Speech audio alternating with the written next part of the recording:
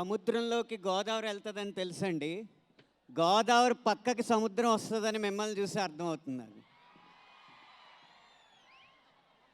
చంద్రుణ్ణి చూసి ఉప్పొంగే సముద్రంలా చరణ్ని చూసి ఉవ్వెత్తున పొంగుతున్న ఈ జన సముద్రానికి చేతులు జోడించి నమస్కారాలు తెలియజేస్తున్నాను. రంగస్థలం సినిమాలో రామ్ చరణ్ గారు అడిగారు, ఆ గట్టునుంటావా ఈ గట్టునుంటావా అని.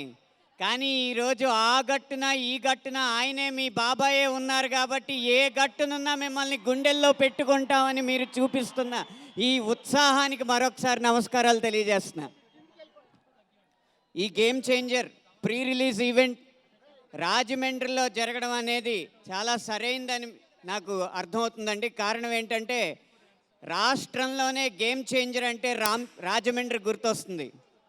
ఈ తెలుగు సాహిత్యానికి గేమ్ చేంజర్ లాంటి మహాభారతం కావ్యం ఈ గోదావరి ఒడ్డు మీదే పురుడు పోసుకుంది. సాహిత్యానికి గేమ్ చేంజర్ రాజమండ్రి. ఈ సమాజాన్ని సంస్కరించిన గేమ్ చేంజర్. కోటి లింగాలు కొట్టుకుపోయిన వీరేశలింగం ఒకడు మిగిలిన చాలు అని ఆరుద్ర గారు అన్నట్టుగా ఆ వీరేశలింగం గేమ్ చేంజర్ పుట్టిన గడ్డ ఈ రాజమండ్రి. 10 రోజుల ముందే రాజమండ్రికి పండగ వచ్చినట్టు అనిపిస్తుంది. 10వ తారీఖునే రాష్ట్రానికి పెద్ద పండగ వస్తుంది.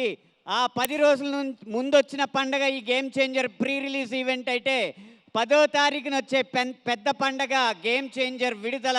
ఆ పెద్ద పండగ కోసం మీరు ఉత్సాహంగా ఉరకలెత్తుతున్నారని నేను భావిస్తున్నాను.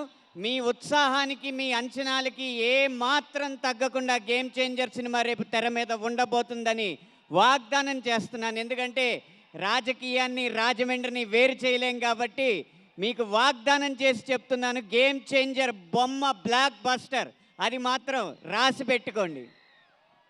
అయితే ఈ గేమ్ చేంజర్ సినిమాకి పాటల్లో నేను రాసిన అక్షరాల కంటే నాకున్న అదృష్టమే గొప్పది. ఒక జాతీయ స్థాయి దర్శకుడు, జాతీయ అవార్డు పొందిన సంగీత దర్శకుడు, జాతి గర్వించదగ్గ నృత్య దర్శకుడు, అంతర్జాతీయ స్థాయి గ్లోబల్ స్టార్ రామ్ చరణ్ గారు చిందులకి నేను పాట రాయడం నా పూర్వజన్మ అదృష్టంగా భావిస్తున్నాను.